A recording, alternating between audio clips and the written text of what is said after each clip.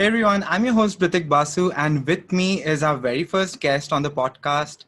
His name is Daniel Imfeld, and he's joining us from Hawaii in the United States. Daniel is the CTO and co-founder of Clairvoyance, and he shares really good advice on tech for everybody and even some very technical topics. So welcome to the show, Daniel. It's a pleasure having you. Yeah, thanks, Pratik. It's great to be here. Mm-hmm.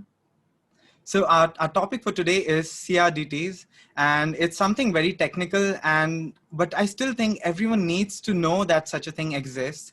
We are so dependent on the cloud these days that we don't really think of the, offline first or local software that we can have and how CRDTs can enable them.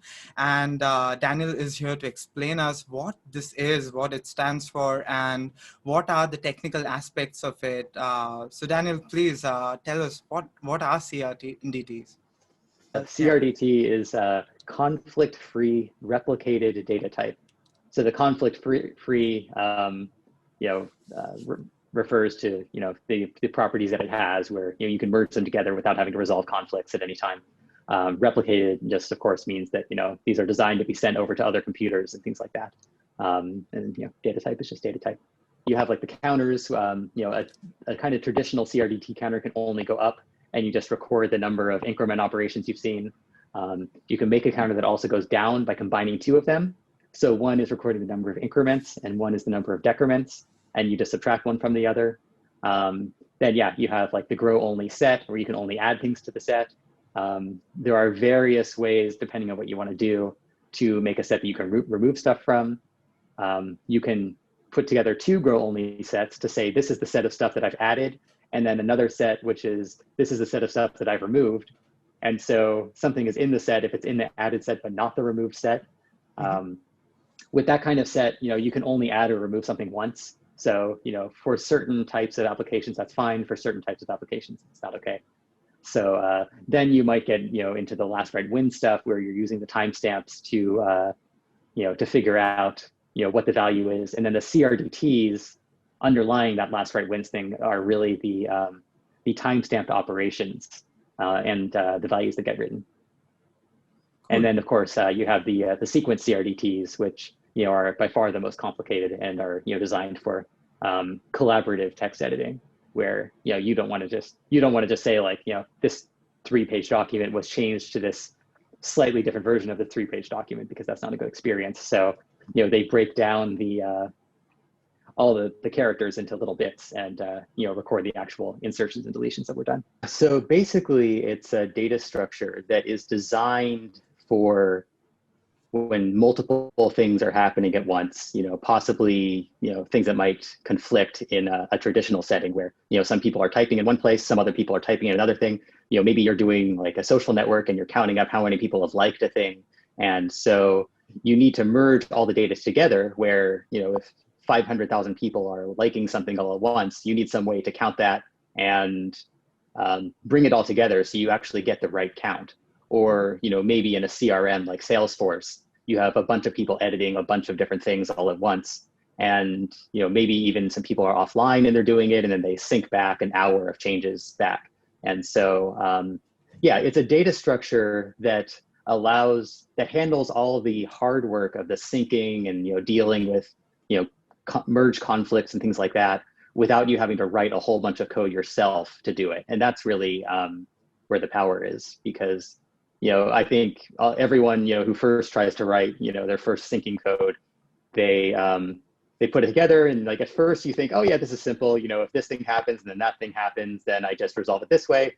But then you add more and more edge cases and more ifs and thens and elses, and you eventually end up with this just big giant mess of code, and it almost certainly has a bunch of bugs that you may never find yourself, but your users will definitely find within a few days. And so that's really where CRDTs come in, is handling a lot of that hard work behind the scenes for you, so that you don't have to worry about that every time you pull in some new bit of state. So is it like Git without merge conflicts, or are there also merge conflicts in CRDTs? No. So with Git, Git is basically Git relies on you to handle the merge conflicts. So So Git will, kind of do its best to figure out if, if it can merge things together. But, if there's like 2 edits to the same line, Git will just say, hey, user, you need to fix this, and I don't know what to do. With CRDTs, it's built into the data structure how to resolve conflicts like that.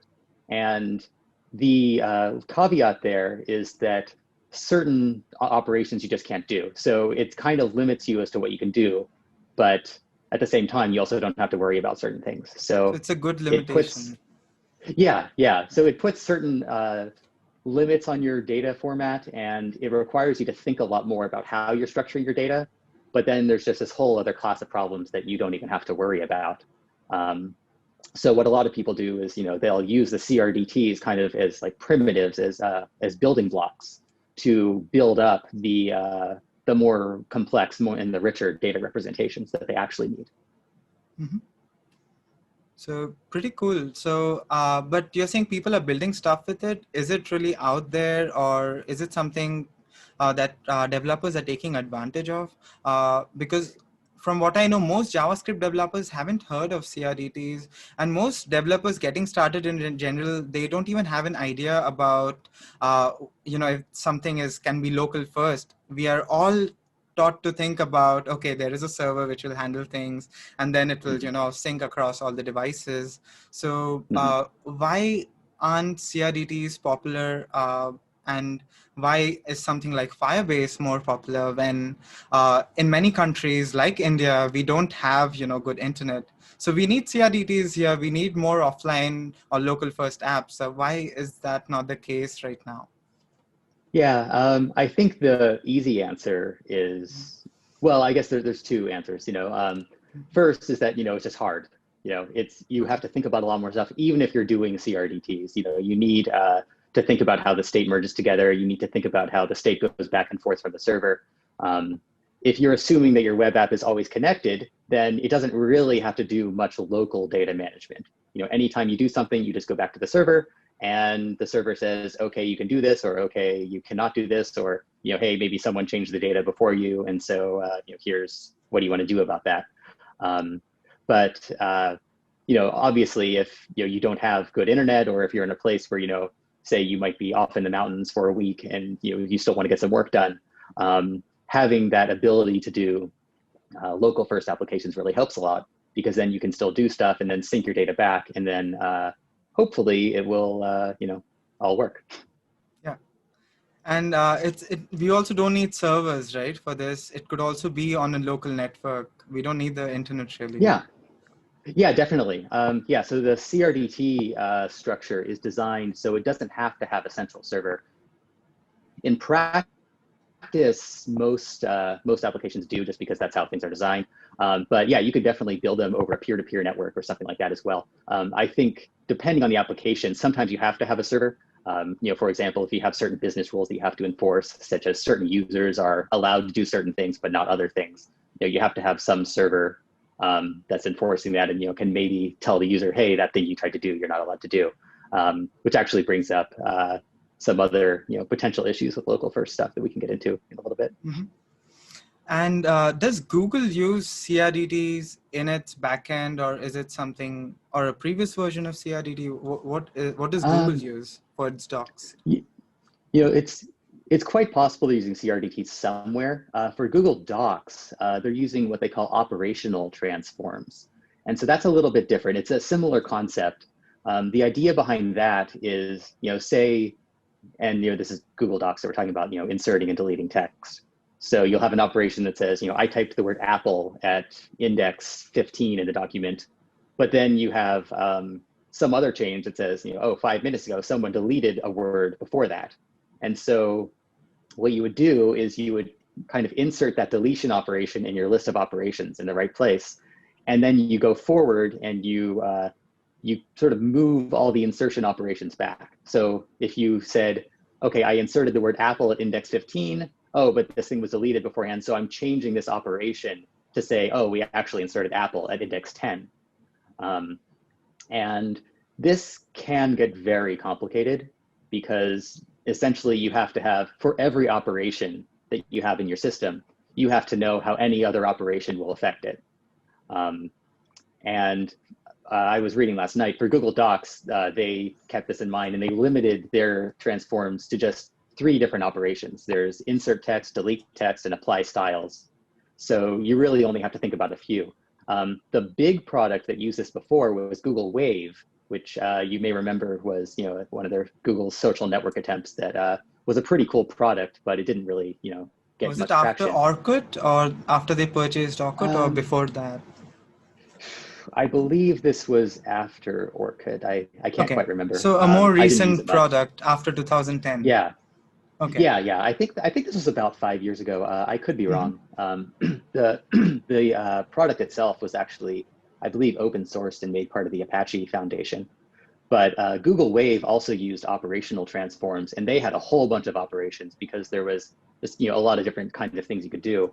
And one of the lead programmers on the product later said that it's just horrible to implement these things. And he said it took it like 2 years to get it right. And if they had to implement it again, even with all the knowledge they have, it would probably still take another 2 years because it's just that complicated. And so, that's so operational transforms are kind of like rolling your own, merge logic, but it's a little more formalized. But it's the sort of thing that is really, I think, outside the capabilities of normal developers, and that's really why CRDTs are so much nicer. Because you just build the data structures once, or you find a library that implements them, and you can do a lot of things with those basic libraries. Cool.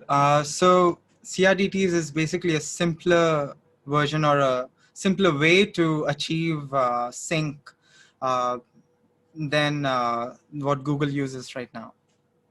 Yeah, and I think I wouldn't be surprised, if Google implemented new products if they would be using CRDTs or something similar as well. I'm just guessing, of course, but the nice things about the CRDTs, there's 3 properties that they say that they have, in math terms, so to speak. One is that they're associative, and so that's like if you're adding together numbers 3 plus 4 plus 5, it doesn't matter if you do 3 plus 4 and then 5. Or if you do, 3 plus, 4 plus 5, either way, you're doing like 7 plus 5 is 12, or 3 plus 9 is 12. So they have the same sort of thing. It doesn't really matter what order or, which ones get merged together first. The other is they're what they call commutative, which is, again, like adding or like multiplying. It doesn't matter if you're doing 5 times 9 or 9 times 5. Whichever one comes first, it doesn't make a difference. You get the same result either way. And finally, they're also what they call idempotent, which doesn't have a arithmetic analogy, but essentially that means, like if you have a function, you apply the function multiple times, you get the same result. So with a CRDT, if you pull down a sync object and then later the server sends you the same sync object again because, maybe the network went bad and it didn't realize that you got it already or something like that, you can apply that same object again and nothing will change because your local system that has all the CRDTs knows that it's already in there. Mm-hmm. And so those 3 objects or those 3 properties really they make things a lot simpler. And then from there you can, the people who designed all this stuff, they thought about, okay, so what kind of data structures can we develop that have these 3 properties? And they kind of built it up from there. Okay. So some developers just found just understood that there's no other way to do this right now, which is easier for most. So they built CRDTs because of that. Yeah. And how does it work? Like if a normal developer wants to get started, is it more of a concept that they need to implement into how they handle their data in their app? Or is there an easier version or an easier way to get started where, maybe an API or something like that where, it just works, CRDTs, like out of the box? Yeah, so probably if I was developing a totally new app, I would probably first write my data layer without CRDTs and just with the idea that I'm going to plug it in. And then when I have things basically working, I would make it so I could easily swap it in so that everything that accesses data within the app is writing to some sort of local set of functions. And then you just swap those functions out to use CRDTs. So Fortunately, now there are actually a lot of good libraries out there. One is Auto Merge, which I think you mentioned before the call, which provides a lot of primitives for you to use. It actually provides a whole like nested JSON sort of structure. So, and it will handle all the syncing and merging. So if you like have something nested with a bunch of keys and a bunch of arrays inside, you can just say, okay, I want to update this CRDT object and push the value 5 into whatever list, and it will handle behind the scenes, making that into an operation on its internal CDRT data structure.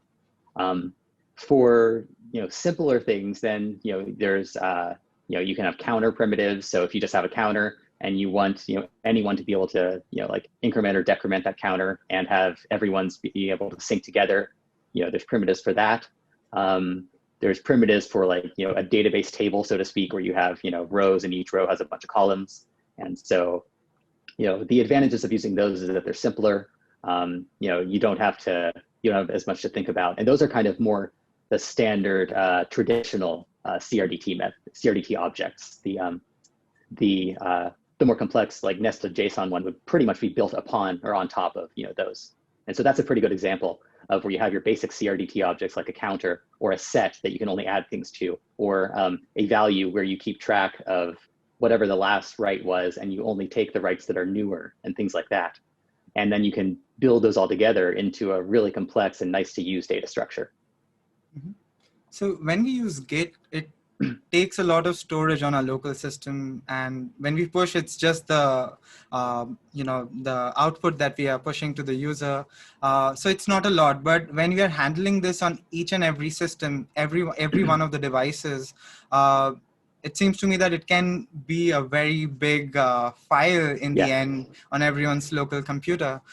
So how is that handled, or is CRDTs good for like really small apps which have less data, or even bigger apps can leverage it? Yeah, so that's definitely one of the things you have to be aware of when you're using CRDTs, or really any other data structure like this. Like the operational transforms we were talking about earlier have the same issue. Yeah. Basically, everything has all the records of all the state all the time, and so the state can grow pretty quick. Generally, they say that for an average document, you'll end up with like the full state being about 2 or 3 times the size of like the state that you see on your screen. So it's not that bad in general, but it is something you have to think about. I think especially as you get more into enterprise applications or more concurrent users and things like that. So one solution is just not to worry about it, at least not at first, which can actually work. If you do see that your state's starting to grow a lot, you have to think about something else to do. And there's a lot of research that's been done on essentially garbage collecting on CRDT data. So you'll do things like you'll try to find a point in time where or at least have a pretty good idea that all of the clients of the data have already seen that. And so then you can kind of compact all that data into a baseline and keep the operations after that. Of course, the downside of that is say you have someone who logged on and downloaded some data, and then they went on a vacation for like 3 months, and they were still working on their data, but your server system is saying, okay, well, I haven't seen this guy in 3 months. He's probably just he probably deleted the app. So you say, okay, so we don't need to count him. So we can, move our baseline state up to, say a week ago where we think everyone has seen the state. And then this guy comes back from vacation after 3 months. He has 3 months worth of changes. He tries to sync it. And then, your server says, oh, sorry, the baseline data is like here, and you've made all these changes for all this past time, and I don't really know how to sync those anymore. And so that's really where it gets tricky. There are definitely things you can do, but at some point you do kind of have to make an educated guess. There's other less drastic ways of compacting data, though. Like you can say that you have counter incrementing, for example, and you can say you have 5 increment operations. You can kind of compact that into a single add 5 operation, for example, and then you would probably need to have something in your add5 operation that says, okay, this is the merge of these other operations. And, so you can kind of deal with it that way. So that way you have things taking up less data too. It does add a lot of complexity though. And that's also where, something like auto merge, for example, I don't think handles that yet. I do believe they're working on it. But coming with the next, like the first version, where they are going to change a lot of things drastically and reduce the size by about 60-70%. So okay. that's quite a lot, I think. Hopefully by the end of the year they'll be coming up with their first version. Okay, oh, that's great. And then that's the other thing you have to think about using data structures like this is if you want to upgrade to a new version, or I mean, hopefully the auto merge guys will have some way to convert their old data They'll be to the having new a tool format. that migrates from the previous version to the version 1. Oh, okay. Yeah. Okay, good. Yeah.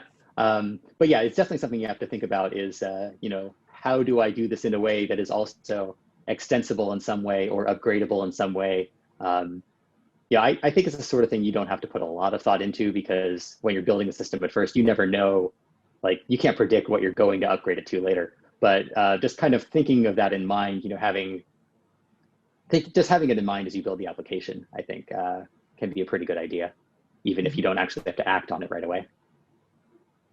Cool. So overall, it is possible to manage this in a way, but it needs to come from very smart people who are architects, who are data structure or like database architects, who have to sit down and decide on how they want this to work for them.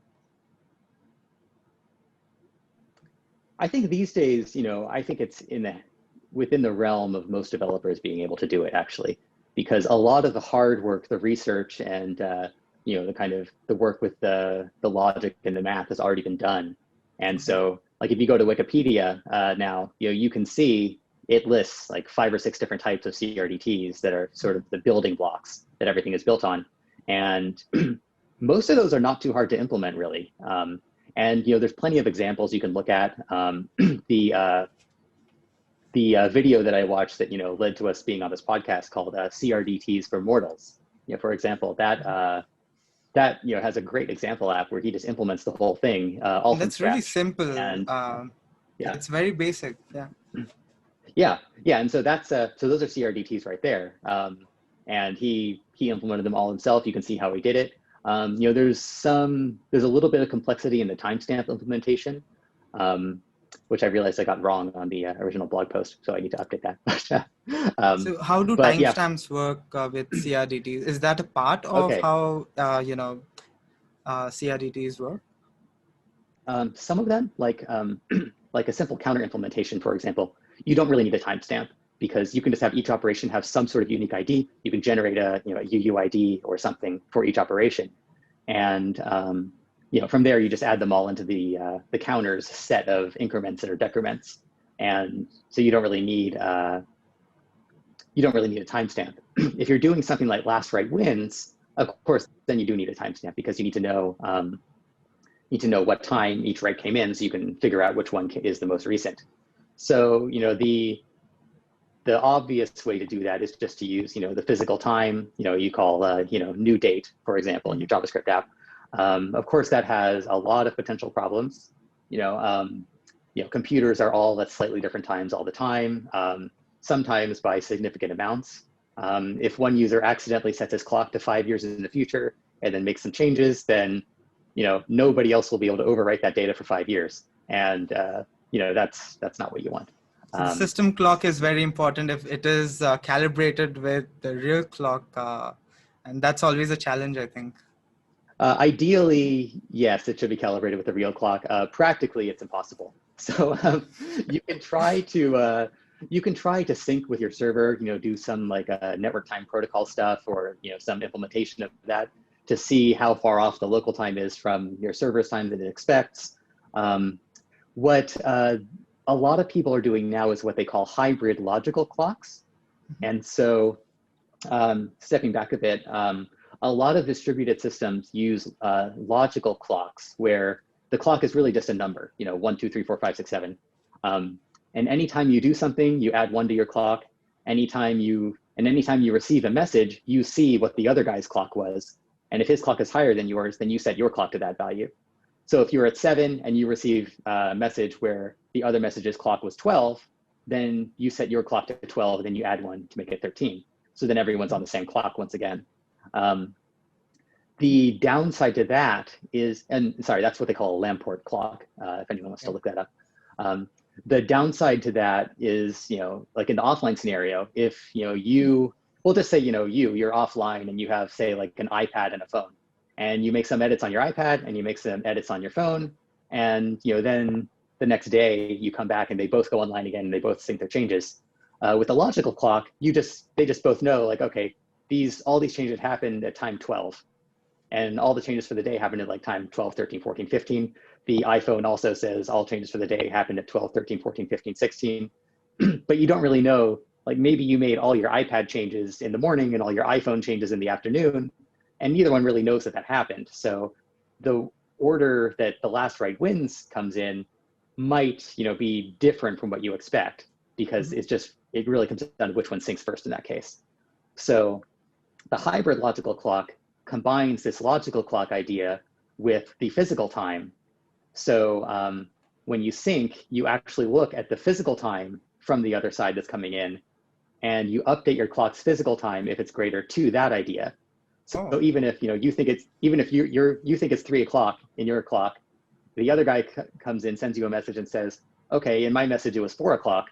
So you update your internal clock to say, okay, now it's actually 4 o'clock.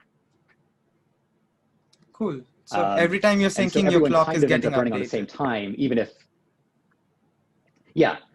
And then so, then eventually, your internal like clock on your computer may catch up to that 4 o'clock, and then you start moving your physical timestamp forward. And so there's a little more details to it than that. If you search for hybrid logical clock, there's some really good articles written on how it works. And I can send you a link that I read last night for the show notes if you want. And but yeah, so the advantage of that is that, no matter how far ahead or behind certain clients are running, they all end up sort of on the same clock. And so things are all like mostly ordered with each other. And you still might have to do some checking, like if some computer is 5 years in the future, your server might want to send a message back saying, hey, your clock's way off. You should notify the user to do something about that. But overall, that's a technique that a lot of these last write win strategies are using to really have a decent idea of when the last write was, at least in relation to everything else.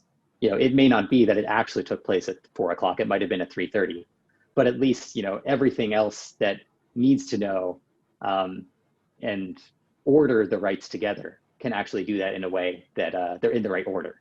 And that's really what matters, is the order. Yes, ultimately it has to sync. So it's the order which decides which syncs where, and which is not important and which can be discarded if it's irrelevant to the sync.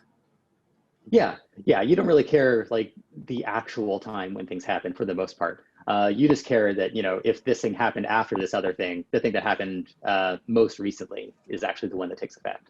Mm-hmm. And so that's where the hybrid logical clock comes in. And then, you can build, they call it a last write wins register, which basically, takes all the writes that it sees, and whichever one has the highest timestamp is the value of that register.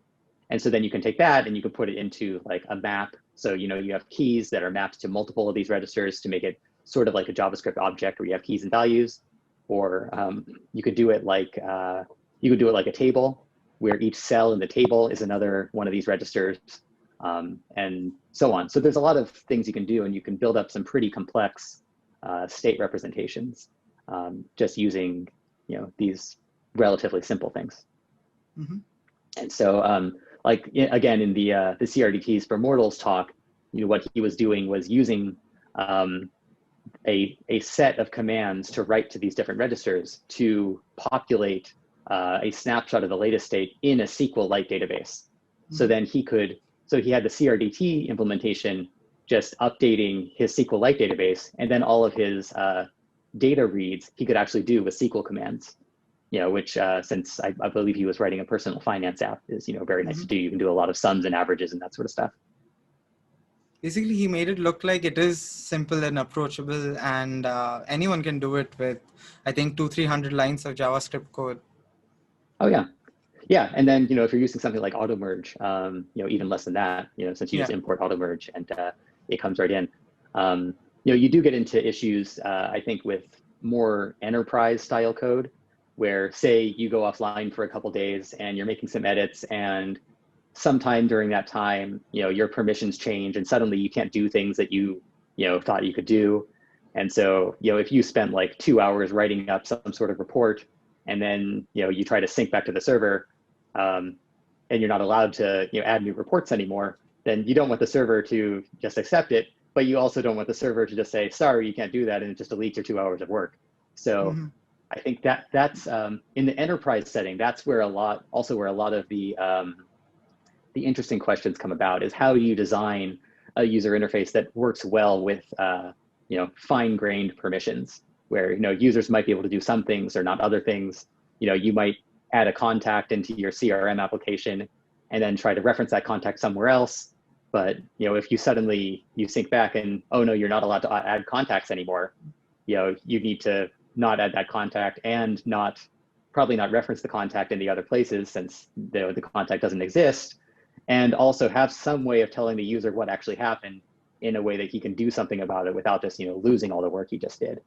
And so there's a lot of UX challenges there, I think, in providing a good experience, in these kind of weird corner cases where people's permissions might be different from what they thought when they made the changes.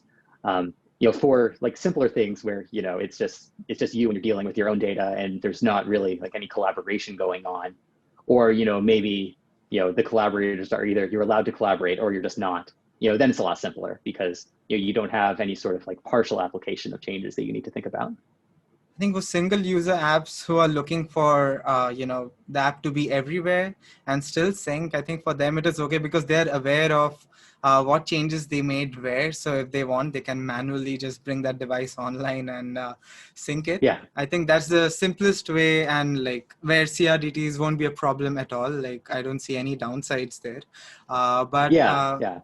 When there are multiple users, say, 3 people are working on a shared document, and one person is offline for a while, and they have already, kind of edited the document quite a bit, and suddenly this third person comes online and the document looks very different, and the information is something very new from what they were used to for the past 1 week.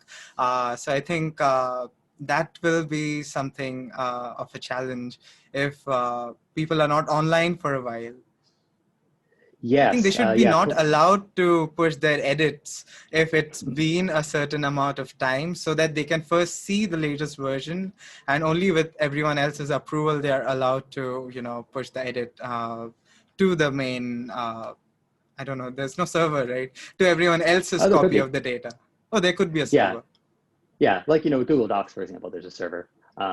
So yeah, that is one of the hardest challenges in doing these things, collaborative text editing, because, like you were saying, you may be editing a paragraph, and then, in the meantime, someone has completely changed that paragraph to be completely something different. And then you go back online and you've inserted this sentence into the middle of the paragraph that makes no sense at all, because the rest of the paragraph says something completely different now. So that is a very hard topic to do. I think something like what you're proposing works well, where you have like proposed changes, and you say, this is what it's going to look like, here's what you inserted, here's what else was changed, and then maybe you can sort of look at it and change it around a little bit if you realize that what you changed no longer makes sense or is the wrong thing. Yeah, there's a whole class of CRDTs that they call sequence CRDTs. Okay. And essentially the sequence is like a string of characters, or a document. There's a bunch of these. They all have their own little quirks and edge cases on how they do things. So it's actually not a topic I've looked into a whole bunch, but I know, like, I think RGA is one of the most popular ones. And a lot of people are still actually using operational transforms for things like text editing, because their opinion is that it actually is simpler than trying to define a CRDT for these things, which essentially becomes like an operational transform wrapped in the CRDT. So yeah, there's a lot of opinions and a lot of research on collaborative text editing specifically on what the best thing is to do. So yeah, it's an So area it's good where to there's a lot try of work being everything done. and see what's best for our use case. Yeah, yeah. If you look at I believe the Wikipedia page has a lot of references to different sequence CRDTs. On GitHub, I think there's an awesome CRDT repository, which also has a lot of resources. So those are two things that could be useful to look up. Do you think offline apps or local apps will take off sometime in the future, or is the world will it continue to move towards cloud? Because if it's cloud, then we don't have much of a problem if everyone is connected to the internet all the time. And with 5G coming in some places, I think the future is where everything is connected to the cloud. Is there any chance of that trend reversing to something that is offline first, where people care more about privacy and having their data on their own systems and something like that? This is a trend, that we've been seeing going back and forth for like pretty much since computers were invented, like 60, 70 years ago. At first, everything was on a mainframe, and all the computers were connected to the mainframe, and literally every character that you typed would go to the mainframe and come back. And that was sort of how they did their multi-user system. And then as desktop, PCs became more powerful, you started to see it kind of go back the other way into a decentralized system where everyone, typed local first. You were just using your Windows application or your DOS application or whatever. And if you needed to sync changes, you just gave someone a floppy disk. So then, as the internet came, we kind of went back toward that client server method again, where you go on your website, you would type some stuff, it would send a request to the server and then come back. And then slowly over time, browsers got better, computing power got better, web standards got better, and now we're in a place where we can build these web applications that are really rich applications, and they rival native applications in many ways in their functionality. But for the most part, they're still essentially client-server applications, and I do think we're seeing that start to change. It's something that people are starting to think about a lot more. It's something that we're seeing a lot of the big players in the space think about, like Amazon has their Amplify platform, for example, which I believe the data store for Amplify is actually built to work with work around local first apps, so that you can be offline and you don't so that you can be offline and change your data, and the Amplify services will handle a lot of that syncing for you. And so, yeah, it's definitely something that we're seeing. The trend is going back toward that. The privacy thing, like you said, is a big issue. People are becoming more and more privacy conscious. There's more and more regulations being passed that or have stricter enforcement of privacy rules. And so there are a lot of people these days where they think, oh, I don't want my data off in the cloud. I just want it local, and then I still want to be able to, sync my data between my phone and my computer or something like that. But, I don't want, some company off, in somewhere else in the world, who knows where, to be having my data, and, I don't know what they're doing with it, especially, if they're in a country that doesn't have good privacy rules, they might be selling all my data to, I don't know. And so, yeah, it's something that I think, you're seeing a lot more concerns on the part of people, at least, in the technical world. I think, the average person, is still for the most part fine with using Facebook, even though they know that Facebook's selling all their data. But, you probably wouldn't enter your credit card info in Facebook, or maybe some people do, I don't know. But yeah, so we're seeing, more awareness of this stuff. And I think, a lot of the revelations that came out, of the NSA, basically spying on everybody in the world, the stuff that came out, 5 or 6 years ago. I think that opened a lot of people's eyes. And at the same time, it's becoming a lot easier to build this stuff. So like I was saying with AWS Amplify, there's libraries, like we were saying, auto merge and other things like that. And peer-to-peer services are becoming a lot easier to build. I know I think AutoMerge has a similar system. I believe it's called HyperMerge. I could be wrong about that though. There's a system called GunDB, which is a completely peer-to-peer It's database very system. interesting, GunDB. But the Yeah. problem with GunDB is that they still rely on the internet. It's still not actual peer-to-peer because internet does not allow that kind of a connection. You can't connect with two computers with bypassing, the internet. So they Yeah. have relay servers which do the work. And I actually looked up GunDB, but I didn't know that they also had a similar concept and, of having completely offline first things, but it's not a reality yet. Yeah. Yeah. GunDB isn't like offline first in the way that you might design a CRDT app, but you could use it as a transport protocol. Yeah. When you have to get your data from one place to another. But that's a good point. You don't even need the internet. You could implement this over like a Bluetooth connection, or now a lot of devices support Wi-Fi Direct. Where two devices can just form a Wi-Fi network between each other and securely transfer data. And so, yeah, there's a lot of interesting things coming around that I think are making it easier and easier to do all this sort of stuff. And I do think we'll see a point where you go to some tutorial like how to use React to build your app, and it will be pulling in some library just by default that supports a lot of this local first kind of stuff, even if it's not necessarily using something that syncs nicely like CRDTs. It at least will be designed with that local first idea in mind, that you can make a bunch of changes offline and sync them to the server, and the app doesn't have to always be in contact with the server. So it's a trend we're seeing, and I hope it will continue because it's a really good trend, both for just responsiveness of the app. If you're online but your internet's not too fast, if you have to go back to the server every time, it just slows things down. So it's an exciting time for this stuff.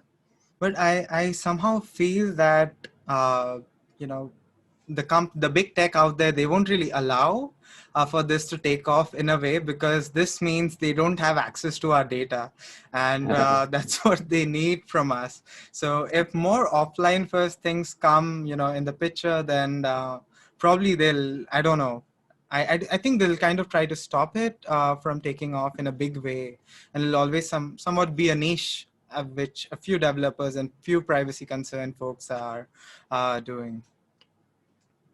Yeah, I think it's a line that they have to walk, because like you say, they want our data, and that's their entire business model for a lot of them. Daniel, you're a data scientist, right? And you deal with data, and especially for healthcare, and your startup helps healthcare companies find doctors and stuff. So here, how are you using CRDTs or anything to in your work, or planning to use it? You said you didn't, but are you planning to use it somewhere? Not at work, no. The types of operations that our users tend to do usually don't interact with each other's data too much, and where they do, we have basically atomic operations built up. One thing say you're adding a doctor to a list of doctors, it just sends an operation that says add that list, and then the server does it. I have been thinking about making our apps work better local first though. So say if you're offline, you're going, your sales rep is going out to visit a doctor. He might not be able to do searches and all this stuff if his phone is offline, but he can bring up his list of doctors, like here's the list of stuff I wanted to talk about and things like that. So it's something that's been on my mind a lot lately. We haven't quite started to move toward that direction yet, simply because as a small startup, we always have 1,000 things on our roadmap to do. Yes, but never-ending list of things, and only the priority stuff gets done. But it's definitely something that I've been thinking about a lot over the past couple of months. Cool. Also, as a UX designer, I think there's a lot of potential for UX designers and developers to work together to breathe more life to CRDTs and make it more popular, or improve certain drawbacks that it currently has, especially with history and things like that. I think everyone needs Yeah. to sit together and define some goals as to, okay, this is how it is going to work, and this is a user, and they don't care about these other things going wrong. They're okay with it. It doesn't affect their work. But these Yeah. other things, we need to focus on getting it right. So I think it's again a team endeavor that people need to take on, rather than, I think most people are just developers here who even know about CRDTs. So it's always good for everyone to just collaborate. But I don't know, if can a UX designer pitch CRDTs to their company and say, hey, we need this offline first thing. We are in India and the internet, sucks. So how can we actually, use this? Is this something that you think UX designers can recommend to their team? Something like auto merge. Would you recommend that? Yeah, definitely. Yeah, I think if you're coming from a UX designer standpoint where, you might, your technical background may vary a lot. Some of them are very technical and some barely at all. So if you're not that technical, I think you can come into it with the argument just about how it really helps the users, the real advantages to the users to having this sort of thing, knowing that your users can go offline, make changes. You don't have to build an entire workflow for your users to like sync their changes back and, deal with conflicts. And then, they get presented with this big list box of like, oh, here's 100 changes that didn't merge right. And now, do you want to choose this value, or do you want to change it to something else?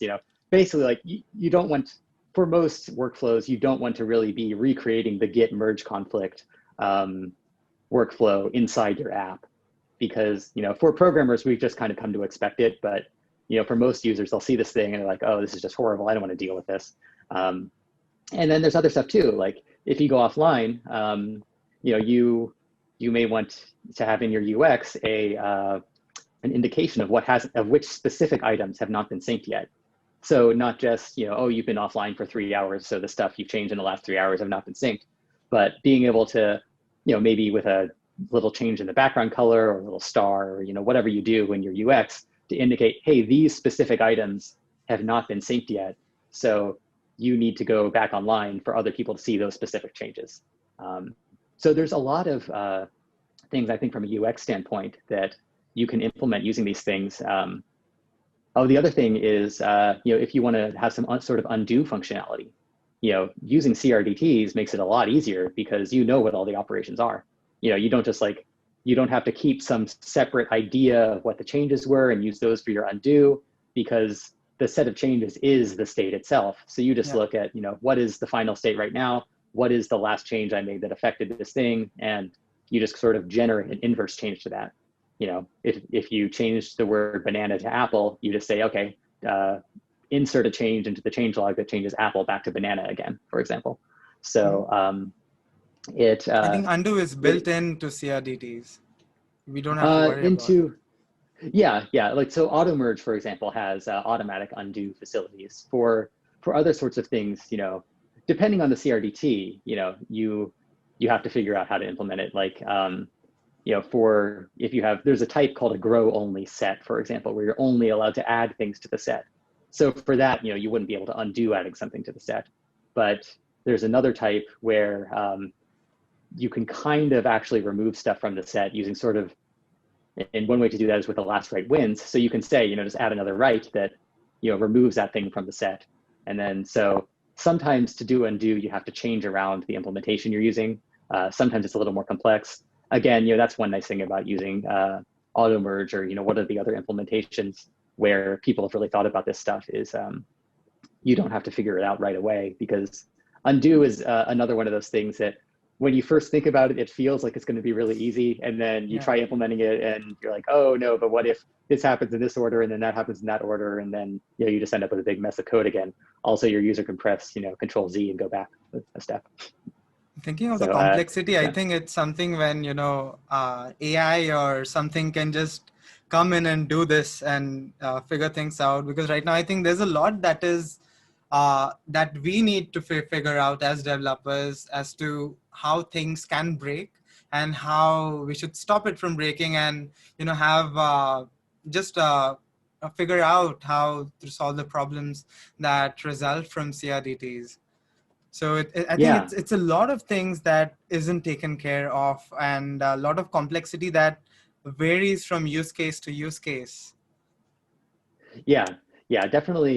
You have to think about, what your use case is. It's, one of the problems that can come up when you're using, a library that someone else wrote like this is, at first it seems great, and then, as you get more into the stuff you actually need to do, you find it doesn't quite fit what you want it to do, and you have to do weird things to shoehorn it into what you're trying to do. The common example you hear about a lot is with these like ORMs, object relational mappers, for accessing databases like SQL databases in a less SQL-y form. But you get cases where it's like, oh, if I just wrote a join, it would do this in one simple statement, but instead this thing is executing like 300 statements to get all this stuff, and it just becomes really slow.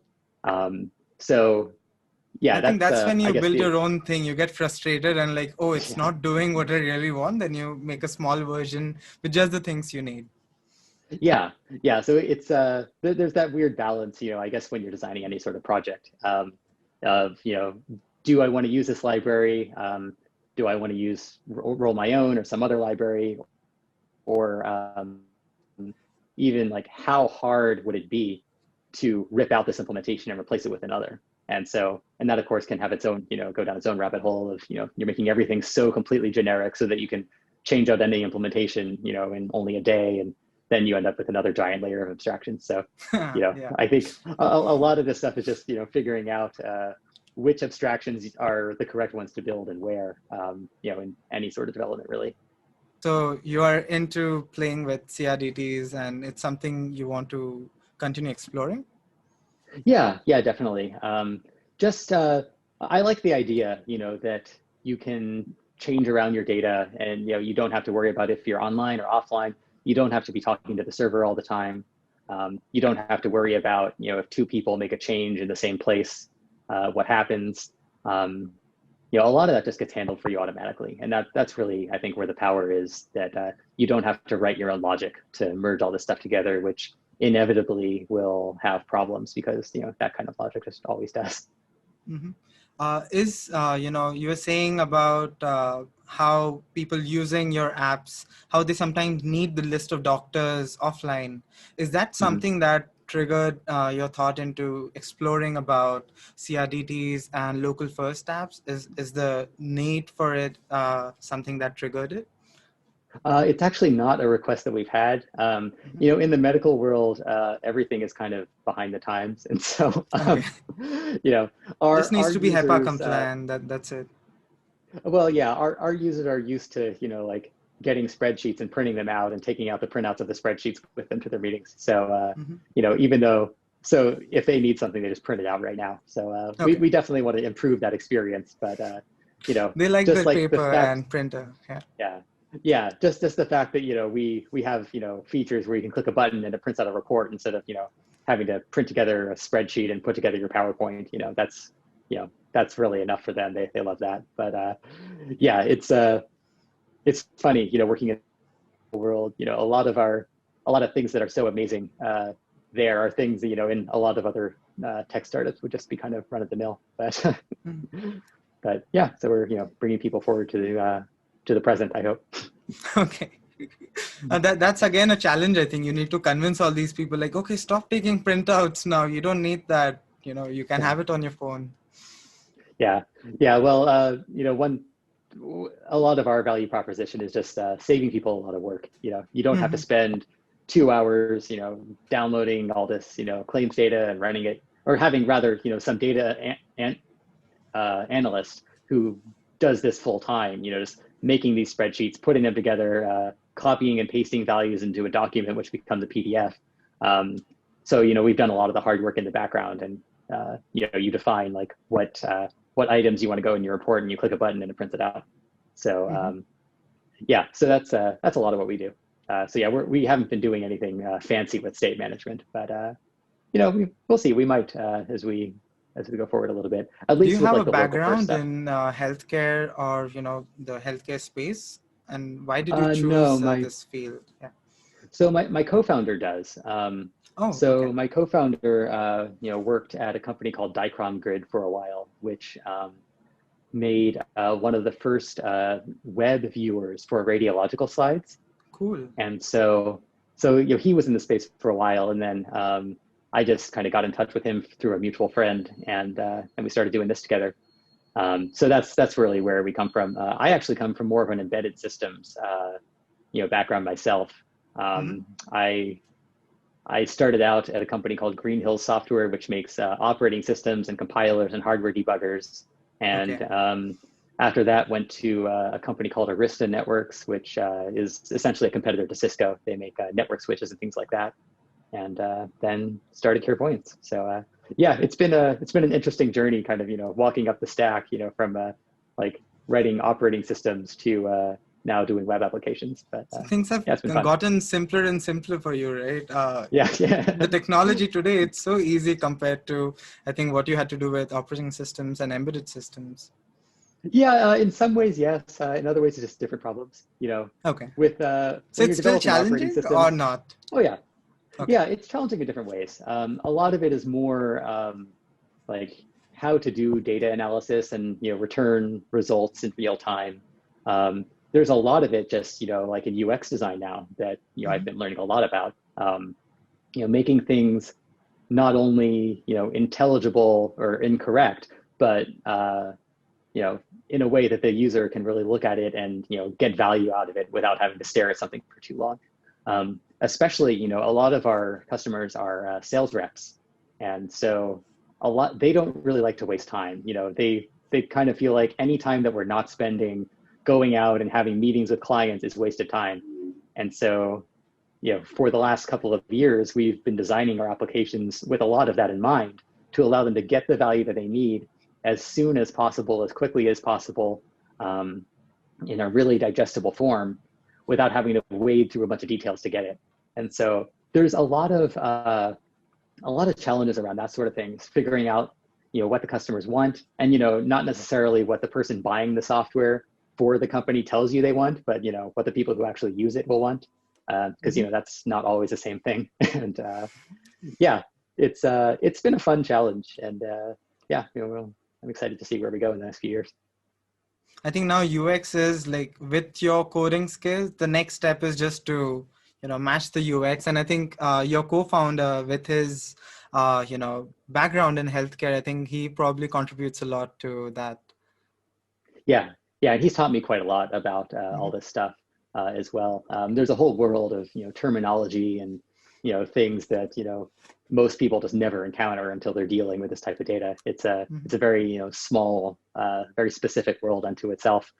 But yeah, just it's been fun. And then of course, this is my first startup as well. So, that's been a very different experience. There's a lot of ups and downs when you're running a startup. Yeah. Even if you're doing well, and we're still here after 6 years. So I guess by some definition. I think then you're no more a startup. You're like you're going to stay there for another 6 or 16, because most startups die down in the first 2 years. So 6 years is like wow. Yeah. Well, we've there were a few times where we came pretty close, but yeah, we've been just keep on going. So yeah. Yeah, and I think you are like a four people team. Yeah. So we have my co-founder who is doing some programming and some business development stuff. I'm pretty much fully technical, and then we have one salesperson and then one person doing customer success. Working with the existing customers to help them get value out, and seeing what kind of things are hard for them and could be made better. Mm-hmm. So overall, it's a very lean team. I think that's why you guys are, you have the runway to carry on. Yeah, that helps. There have been times where, the team, went up a little bit, and then, there have been times where we've had to reduce it back down to 2. It seems like we've, kind of found our groove. So hopefully, we won't be doing any more shrinkage of the team. Cool. I think what remains, they are like the best people and the most essential ones. Yeah, that's kind of what you have to do. Like, layoffs are never fun, but it's I think it's part of a lot of the startup journey if you're not wildly successful. So, but yeah, it's been fun. Cool, Daniel. Thank you so much for your time and explaining all these terminologies with CRDTs and having this beautiful conversation with us. Uh, Yeah. Thank you so much for coming on the show. Yeah, thank you. This is a lot of fun. And I'll see you on Twitter. Cool. See you. Bye. Okay, bye.